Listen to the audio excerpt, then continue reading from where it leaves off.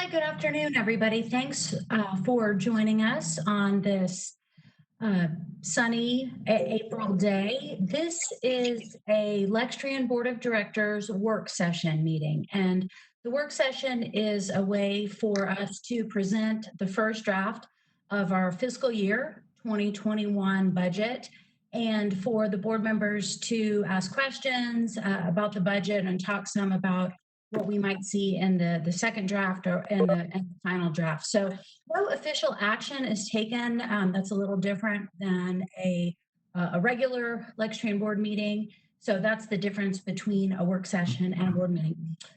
I would give at this time the opportunity if there is any public comment. So if anybody has logged on to the WebEx or wants to make a public comment, I'll also offer that if you are a member of the public and you would like to make a comment, you can email Stephanie Hunt. Her email is shunt@lextran.com, or you could call our general Lextran number and leave a message, and we can make sure to enter that comment into the record. So appreciate everybody being here. This is a new video conference format for us, so bear with us, and we appreciate you being here, even if you're just virtually here. So I'll start off. I wanted to do a roll call with the board members, starting, and if you can say your name and just say here, present, everything. So I'll start with Christian Motley.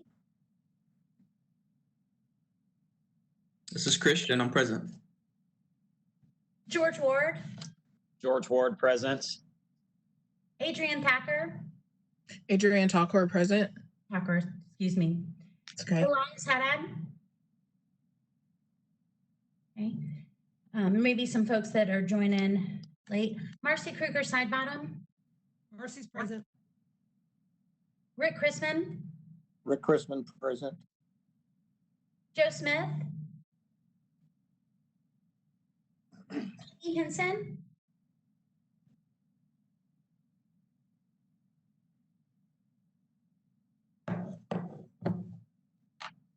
Okay, I see Miss Henson on the phone, so maybe she's having a little technical difficulty. Ann Tyler Morgan is our attorney representing us from McBrayer, and she and I, oh, there's Peggy. Hey, good afternoon.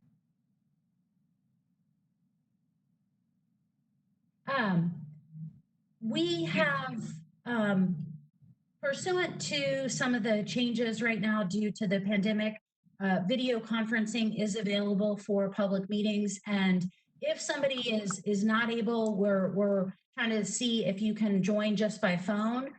For the purposes of this work session, if members of our board are on the phone, that's gonna be fine for today. And then for our official board meeting, when we take action, we will have board members be able to be seen and heard. So that was the roll call for the board members. And then I'll just take a minute to point out who is on the phone from Lextran staff. Carrie Butler, I'm the general manager here at Lextran. We have Jill Barnett, our assistant general manager. Jason Dial, our director of operations and mobility services. John Givens, our director of risk management. Nikki Falconberry is our director of finance. Stephanie Hoke is our finance manager. Stephanie Hunt is our administrative projects coordinator. She's here to take notes.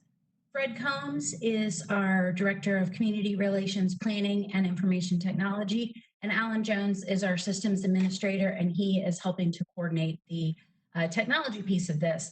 That is who I can see on my screen. If there's anybody else from Lextran or any members from the public who would like to introduce themselves, this would be a great time to do so. All right, great. So I want to thank everybody for being here. And at this point in time, I'll turn it over to Mr. Motley to kind of open the work session meeting. Great, thank you, Carrie. And I don't want to say a whole lot other than to thank the Lextran team. I think you all have just done a great job of managing through the last several weeks. Have been really nimble and making sure that folks are informed and trying to make sure there's as little pain on our riders as possible. I'm also grateful for everybody who helped us have this this very first remote meeting, and all the work that went into making this happen. So looking forward to digging into this budget, and again, Nikki and Carrie and Jill and everybody who helped pull this budget together, and our finance committee. Thanks for taking a look, and we're looking forward to digging in today. All right, thank you. Great. So we have the slide deck or PowerPoint displayed here, which is the first draft of our fiscal year 2021 Lextran budget. Our fiscal year runs from July 1st to June 30, and that's our fiscal year. I'll pause for a moment on our mission statement that we serve people in our community with mobility solutions. And, you know, we have definitely looked to and come back to this mission quite a bit as we prepared this budget and as we've gone through the past 6 weeks, you know, thinking about how we can serve people in our community, how we can protect our employees. So we've definitely looked at this mission and thought about it. It's been real in the past month. The budget timeline, we had a relatively standard budget process each year. We begin work in January and February.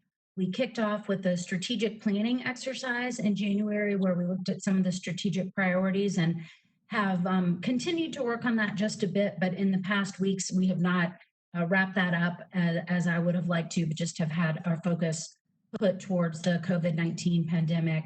That includes an internal staff review and development of operating and capital needs. March is a time for this budget timeline where we shifted to COVID-19 and took a little bit of a pause on the budget. April, here we are. We've presented to the Finance Committee and now at this work session. We'll present the budget at our April 15th board meeting. We may push it until May for the formal resolution. And then at some point, make that presentation to Lexington Fayette Urban County Council to present the budget to the Urban County Council, and then to submit to the Commonwealth of Kentucky by June 30th. Traditionally, or in a non-pandemic year, we would have the report to be submitted at the end of May to the state. So we do have an extra 30 days to complete and finalize this budget. The next slide just is an overview of Lextran, our routes, our average passenger trips for the year, how many trips per day. The majority of our trips are for work or school, and we've certainly seen that in the past month where things have been really reduced down into their essential service or essential travel needs. 925 bus stops and then 105 shelters. So we have about a third of our stops have either a shelter or a bench or some type of passenger waiting area. And that's one of the things that we continue to work on in our capital plan and meeting customer needs. 71 vehicles in our fleet, 53 wheels, paratransit vehicles, and then 6 vehicles in a ride share. So that's a quick overview of Lextran. I know a lot of the folks on this call know this by heart, but just for setting up the context of what we do and our product line. In 2019, we added 6 compressed natural gas buses to our fleet. We made improvements at 20 more of our bus stops. We're calling that the RAMP program, rider amenities at many places. We kicked off, I had our first Design a Bus contest. So we had 60 young artists submit designs for vehicles and then contest to see who won. So you'll see the We Move People bus out on the street. That was a young artist who made that design. And then received $3.5 million in grants, and talk a little bit more about those in the capital plan and throughout this budget presentation. So for this budget, each year we go through a little bit of uncertainty. There's variable cost in our budget. There's some things that you don't know from year to year. But this year was one where there is definitely more uncertainty than usual, and some good and some really, difficult. So I will say one of the things that we know for certain is our team has done amazing work, really responded well in the time of crisis and uncertainty. And I'm proud and honored and humbled to work with this team, and especially to our drivers and our mechanics, our maintenance staff, utility work, service workers. I cannot emphasize my appreciation and support for them. Really, really proud of everybody.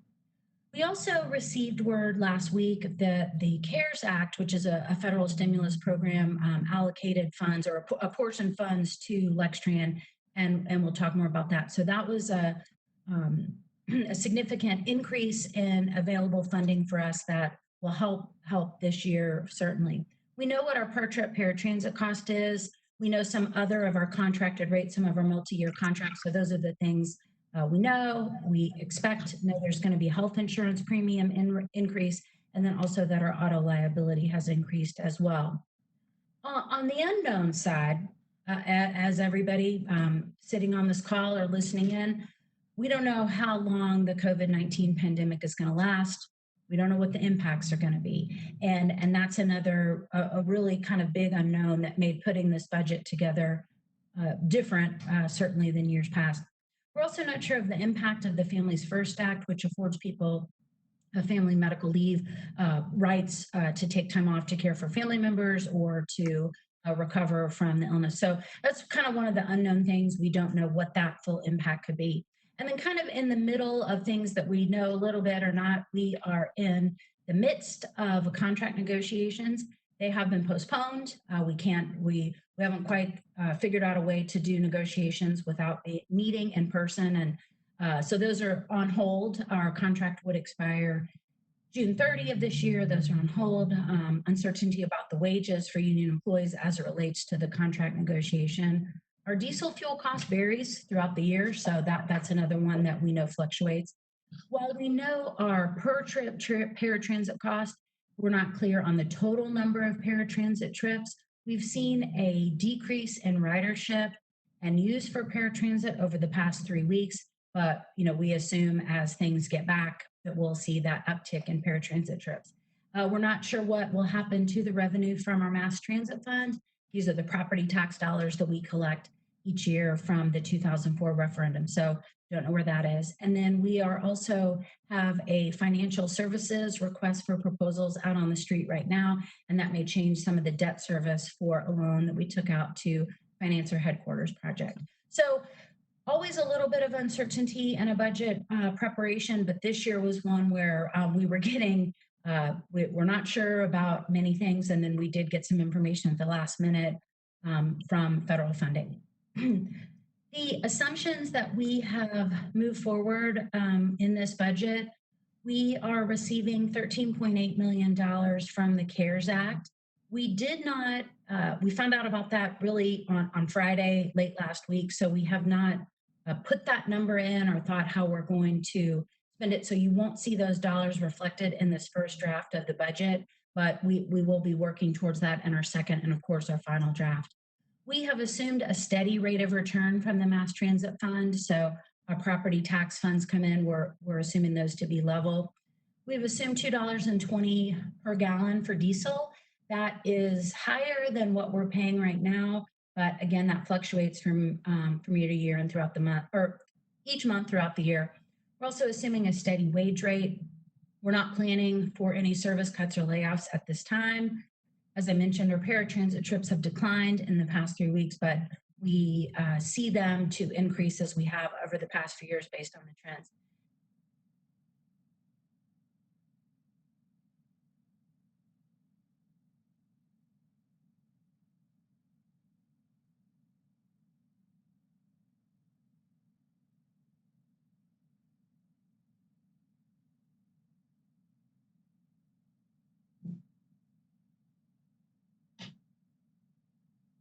It looks like Carrie was disconnected. So we can wait for her to reconnect. Yeah. Thank you.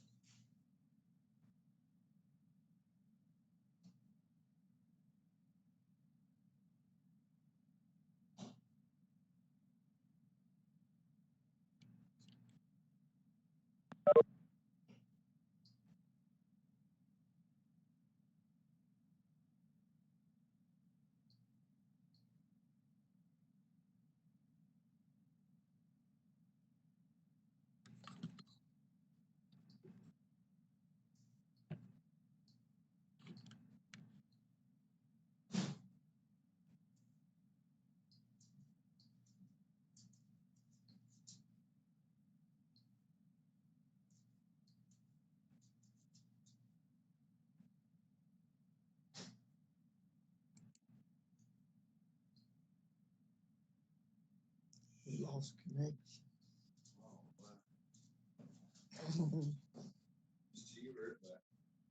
Just carry, I think.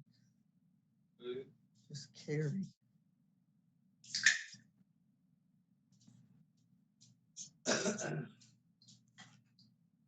Well, I'm gonna enjoy this last board meeting. Yeah. I think if we're not speaking, should we mute our lines if we're not speaking in the meeting?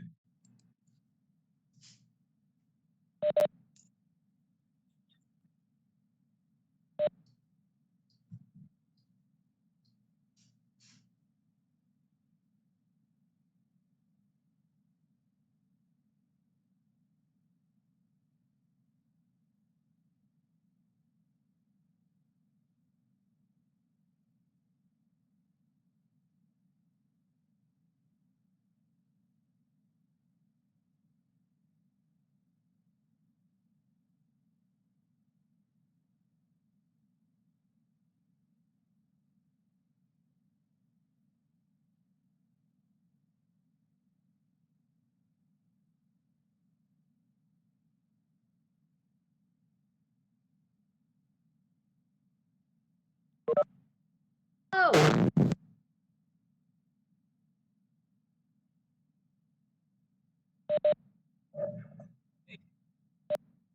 well, Hey, Carrie. that was interesting. I was talking, and then I saw just out of the corner of my eye that the phone was ringing, and I thought, why would Fred be calling me right now? Doesn't he know that I'm presenting in the middle of our fiscal year budget? So I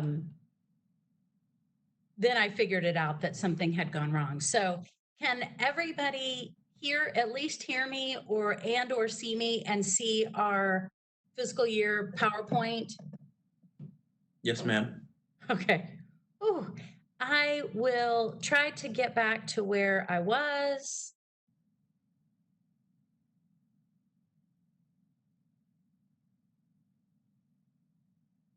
Did everybody was I on the toll credits or the mid-year budget adjustment before I dropped off?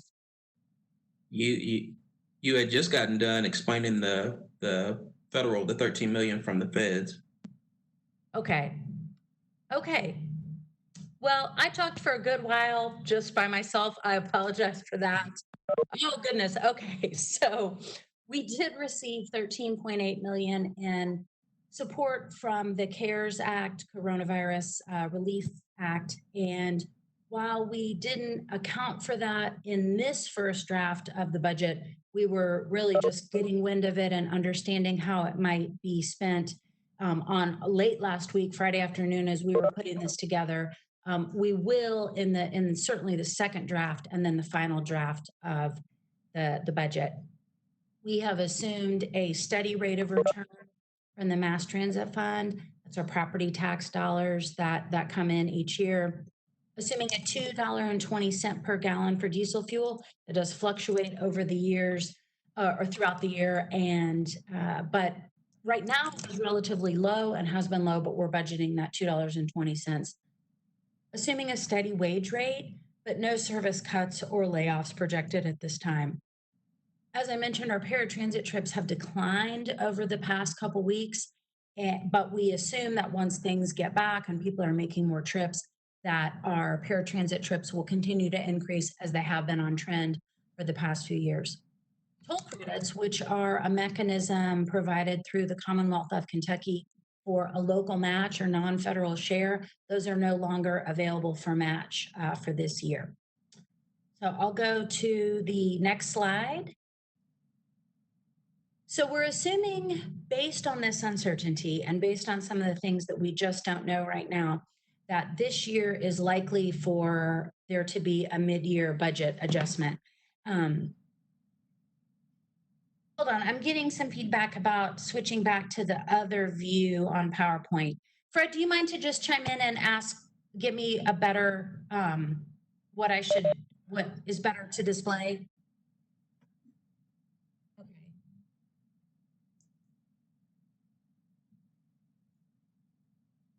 Okay. Okay. Sorry, technical difficulties. I mean, I'm sorry, I paused. This makes me feel better because, for when we're in the board meeting and I have to switch between the PDF files and the resolution. So this is par for the course. Anyway. No worries. Mid-year budget adjustment is likely. We've not had a budget adjustment, at least certainly in the past 7 years, but with the amount of uncertainty facing us right now, we see that a mid-year budget adjustment is likely. That's really due to a couple of things. One is we don't know the impacts to our property tax or the mass transit fund, where those will be come fall. And there is the authorization bill, the federal transportation bill, which allocates funding. A multi-year transportation funding bill is set to expire this year.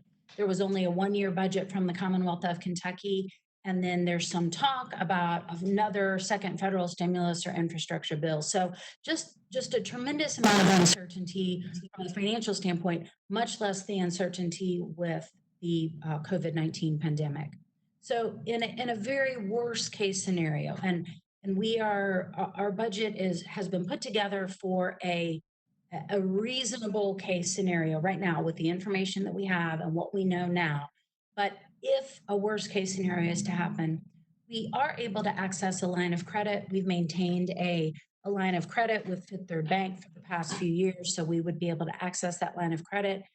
And then in an even more worse or greater worst case, our options, reducing service, laying off employees, raising fares, or delaying maintenance costs. So we're not there in a worst case scenario, but I just want to make sure that everybody understands, probably likely for a mid-year budget adjustment, and that we do have, while we've not put a worst case budget in front of you for this draft, we do have some actions that we could take if things go into that worst case.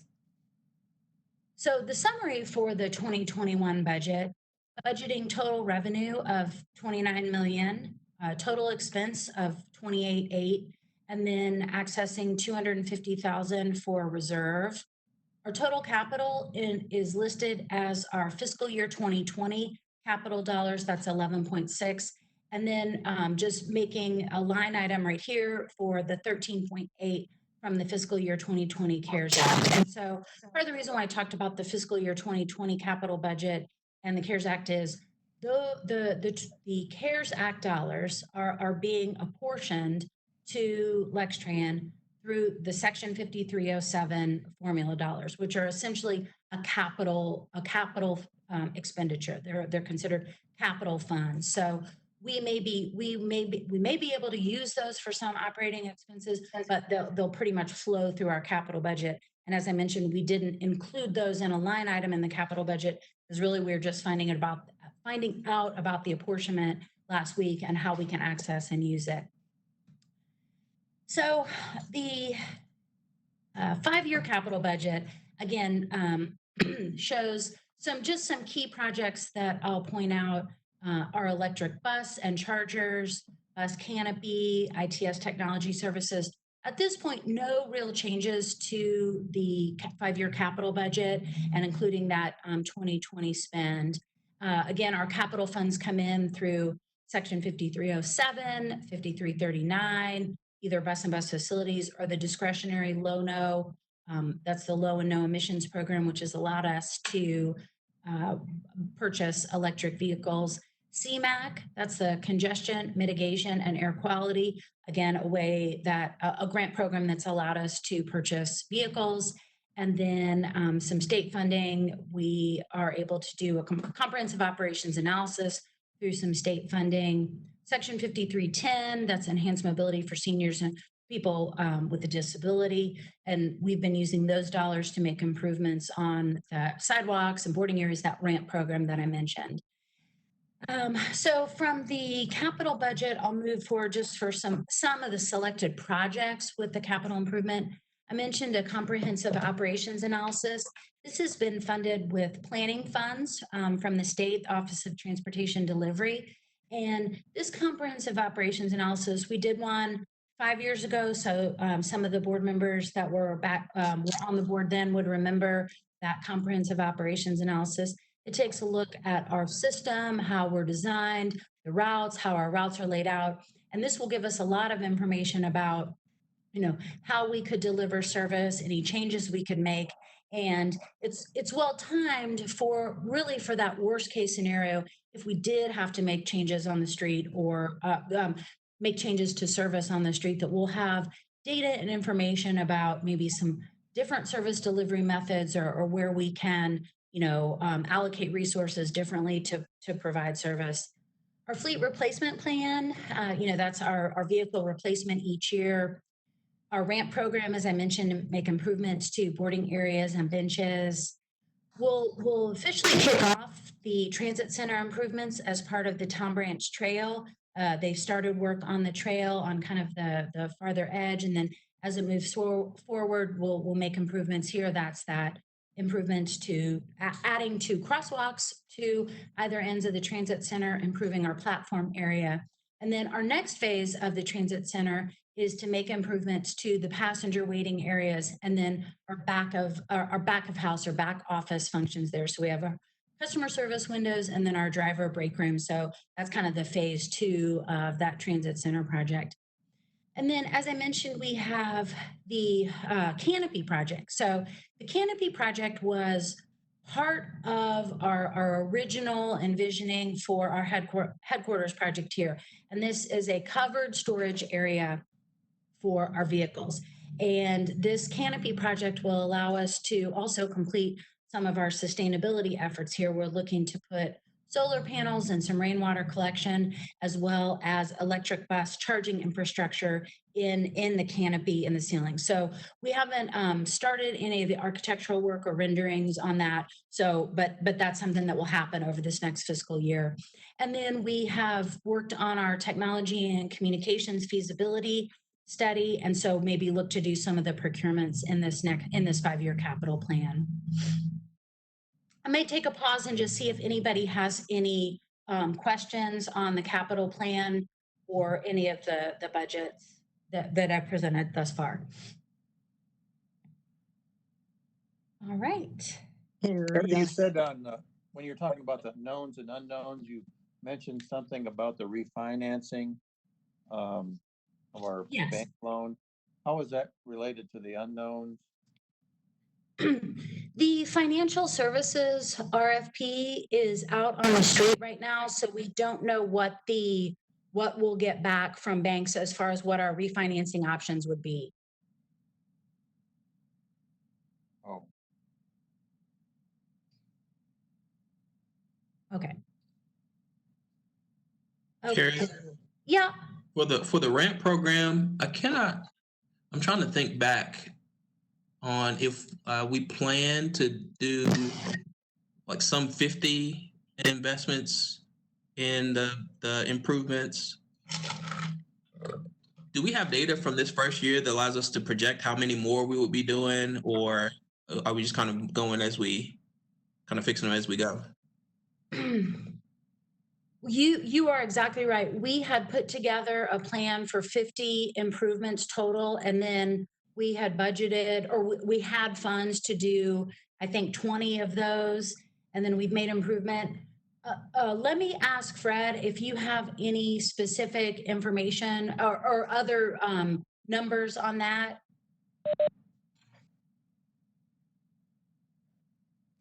Okay. Yeah, and that was one of the things that we talked about for our final draft.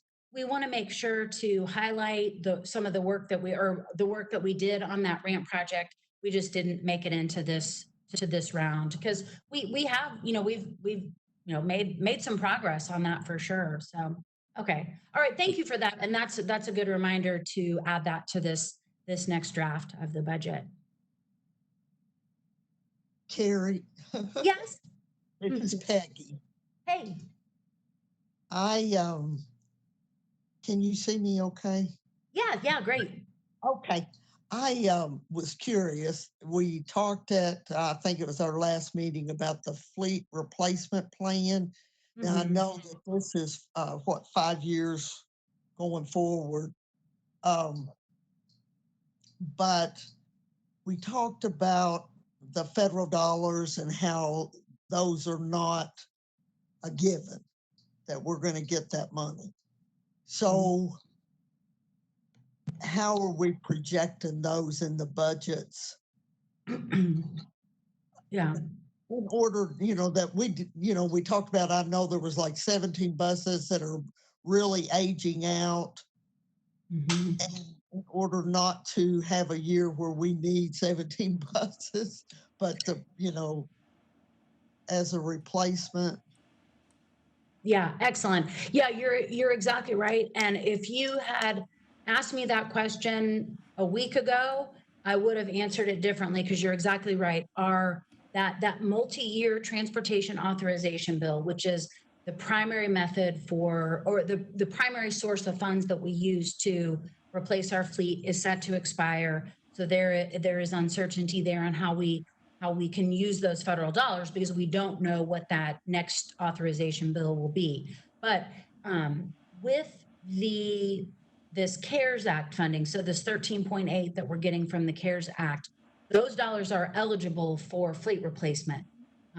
The other information that we got Tuesday or yesterday was the VW settlement funds have been designated for transit in the state of Kentucky. Now that's brand new. I don't even know that is, well, I guess that's public knowledge, but so we have potentially the VW funds as a source of bus replacement or fleet replacement dollars, and then the CARES Act funding, and then whatever happens with the federal dollars. So again, that's kind of on the good news, but still a little bit of uncertainty and how we program that out over the 5 years for our fleet replacement. But generally good news from a fleet standpoint of how we'll replace our fleet.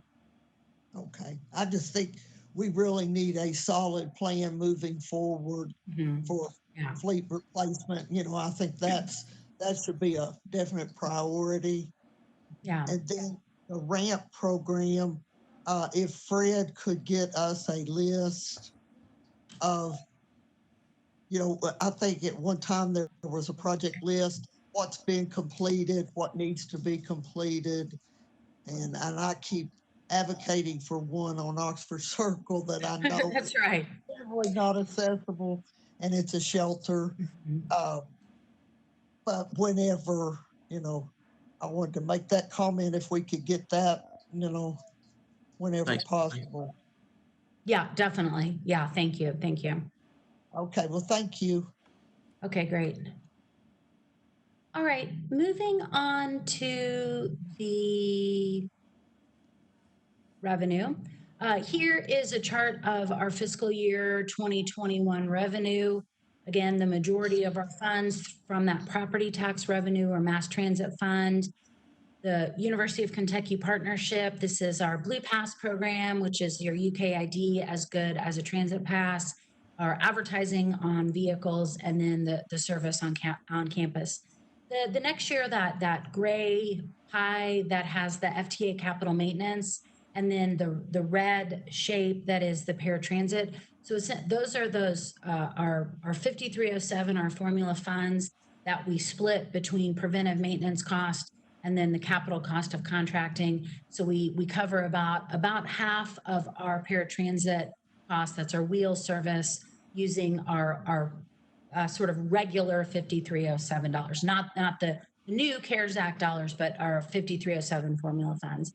The next chair is our passenger fares, revenue from the Lextran Foundation, and then local and state grants, advertising revenue, fuel tax refunds. So that's our fiscal year 2021 revenue, essentially the same apportionment, the same proportional from last year. And then we did, as I mentioned before, are budgeting right now to keep our property tax revenue flat for the year. So here is our fiscal year 2021 revenue shown with what we budgeted about this time last year for fiscal year 2020, how we think we'll end the fiscal year 2020, and then what we're projecting right now for the fiscal year 2021 budget.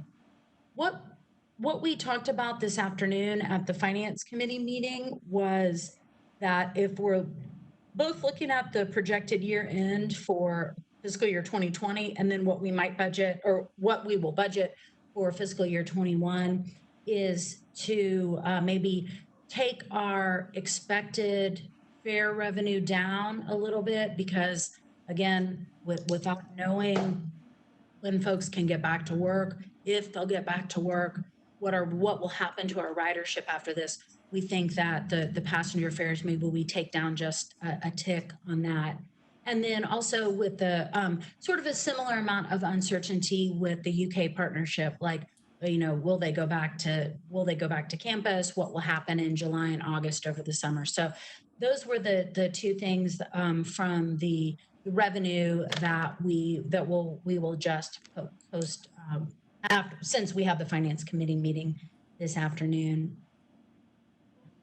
On the expense side, again, a really similar proportion to what we see each year, but our paratransit expense is now, has kind of moved up from being above our fringe benefits. So, but essentially wages and our fringe benefits, 54% of our expenses. And then, that paratransit expense is, that's our wheel service. That's about 22% of our expenses there, with about half of it, as you remember from the revenue side, covered by our formula $5307.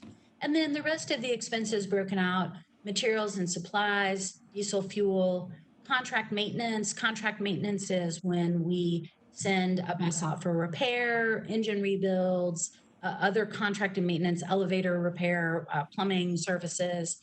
Then we have our facility lease expense. That was from the Lextran Real Properties. That's part of how we financed the headquarters project here. Property and liability expense, the management fees, utilities, and then I have the note down at the bottom. Do I need to, can everybody see the note down at the bottom of the screen? Or just?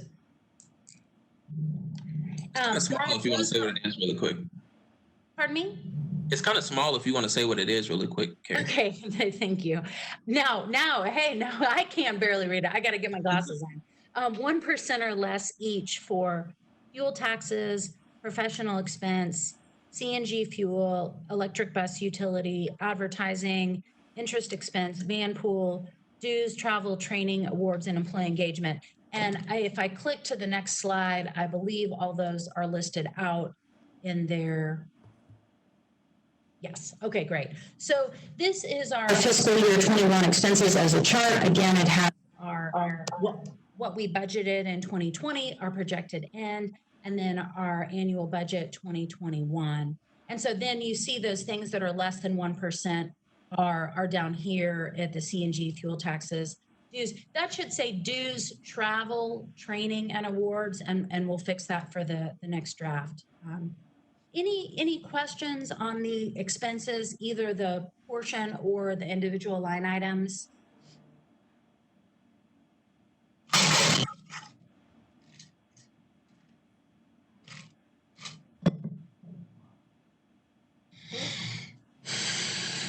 Okay, great. Okay, next, the 5-year financial plan. Federal Transit Administration requires us to have a 3 to 5 year projection or financial plan. And so this takes our high level capital dollars, our high level operating expenses, and then projects them out for the 5 years. So I've made 2 slides because I think this one is a little bit, the numbers are a little small to get them all on one page. So the next 2 slides basically take this same chart and then break it out so that you can see a little bit better. So again, 2020 to 2024, what our capital activities are, and then that net capital cash flow on the bottom. And then I'll go to the next, I'll go to the next slide and then we can kind of go back. Then the operating activities over that same time period, and then where our cash balance ends up. So one note on this overall 5-year financial plan. This does not include, as I mentioned, it doesn't include the 13.8 million from the CARES Act. It does not include what might change from our refinancing from the financial services RFP. And it does not include any possibility for the VW settlement for vehicle replacement. And Nikki, if I can ask you anything that I left out or that you want to make mention of with this 5-year financial plan? No, I think you've covered it all. We tried to be tried to do what we've known for the past 3 weeks. It's been difficult to plan a whole budget based on 3 weeks, but we did, like you said, leave property fares flat. We looked at the passenger revenue. We looked at paratransit. We've looked at everything that we know right now that's being affected, and we took that into account. So I believe you've covered everything unless anyone has any specific questions for me.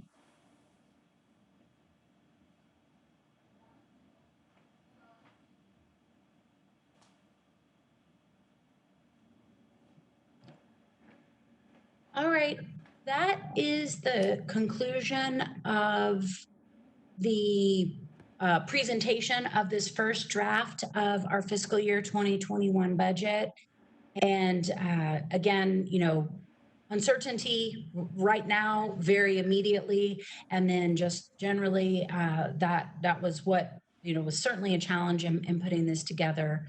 But again, very much appreciative of the work that Nikki and her team in finance did to put this together, and good discussion from the finance committee earlier, and just thank everybody for being here.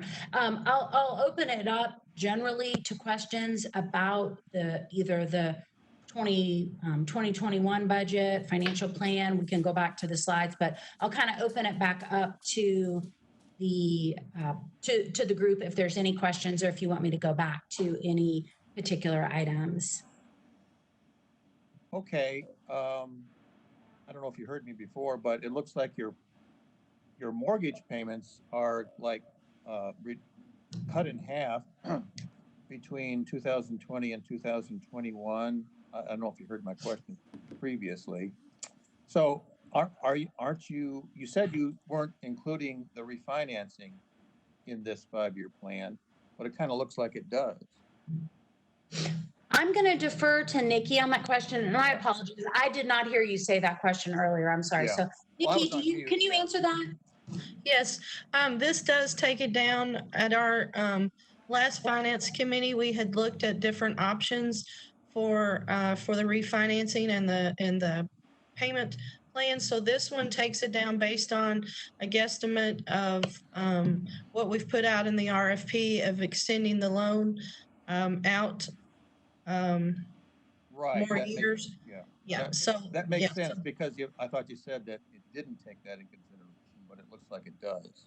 Yes, it does. Yeah.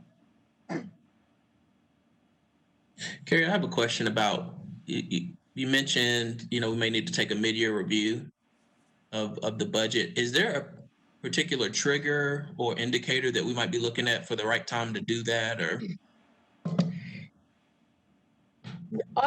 My best assessment of when we would do that is in the fall.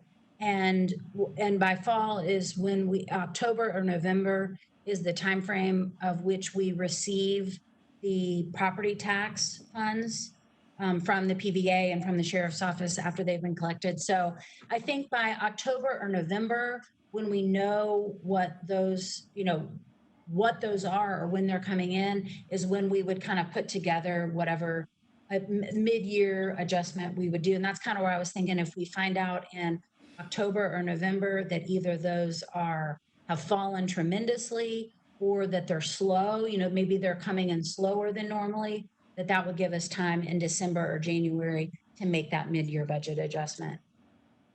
But Just so I think happens- that's going to be our biggest trigger right now. And, one thing that I think we should feel good about as an organization is these CARES Act dollars, this 13.8 million, will really allow us to bridge the gap that at least for 3, 6, 9 months, we can keep going as we're going without having to make any other adjustments. So those CARES Act dollars really help us keep things going in a steady state and would allow us to play catch up again if and when property tax comes in, less or it's delayed coming in. For what it's worth, there was a fellow out here who was doing an appraisal for us, and he happens to be on the Property Tax Appeals Board. I think he's the chairman. And I asked him about what he thought property tax revenue how that might be impacted. And he thought maybe for the next year or two, instead of a 3% increase, it might be more like 1%. Yeah, that's good. I mean, we had originally, or when the property value administrator presented, David O'Neill, he had said 3%, and I think we, probably maybe not 3, but 1%, or as we have done to budget sort of for uncertainty, is to keep it flat so that there's no increase in property tax. But thank you for sharing. But that. it appears it won't. I mean, it appears it won't be drastic if it goes down, and it may not even go down at all. It may go up, but more gradually. Yeah, exactly. All right. Go ahead.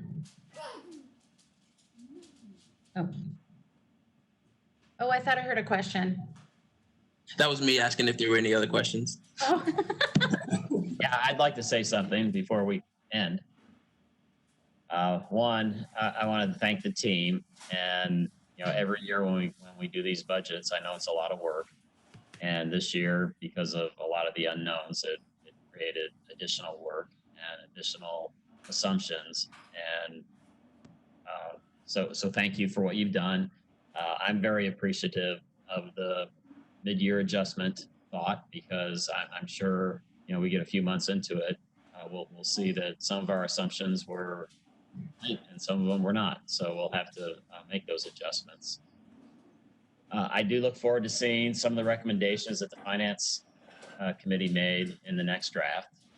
And then one thing that I didn't say then, because I've kind of been thinking about this since our meeting earlier today, is I would like to see us really have a good strategy session on how to best utilize CARES money. And I think it would be good if Christian and I could meet with you, Carrie, and kind of talk about some ideas, and then eventually bring those to the Finance Committee group and have them look at it as well, so that we can utilize that as best we can. Because right now, it puts us in a position where we can keep things going as planned, which is good. But the rest of the world is suffering, and we have to be aware that things could still be worse than what we're projecting here. Sure. personally don't think it's hard to look at this thing and without coming to the conclusion, we're going to end up with a lot more money in the bank. You said more, Rick? More. Fingers crossed.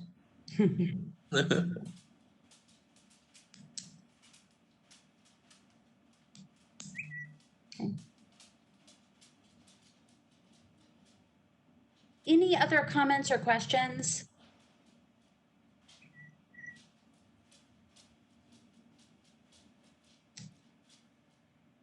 All right, well, we'll do the going once for any last comments or questions. All right. Going twice. And I will end with, if there were any public comments that needed to be made that we couldn't get to because of technology or anything, please do call our office or email Stephanie Hunt, shunt@lextran.com, and we'll make sure to enter those into the public record. So appreciate everybody being here. Apologies, I don't know what happened with the network or why I dropped off. I'm glad I picked up Fred's phone call, because I really did for a moment think, oh, he must be pocket dialing me or something. Why would he call me in the middle of this? But I'm glad I did. So apologies for the technical glitch. I think this went about as well as we could have expected, all things considered. So appreciate everybody's time. And without any other comments, Christian, do you want to close it out or officially adjourn? Yeah, do we need to make a motion and do the whole thing? I don't know, because since you can't take, there's no official action at a work session, so I think we can just sort of adjourn by consensus. Okay. All right. You all for joining. This is pretty good for our first time. We're pretty good for our first time. I agree. Thank you. All right, great. Bye. Thank you, team. Thank you all.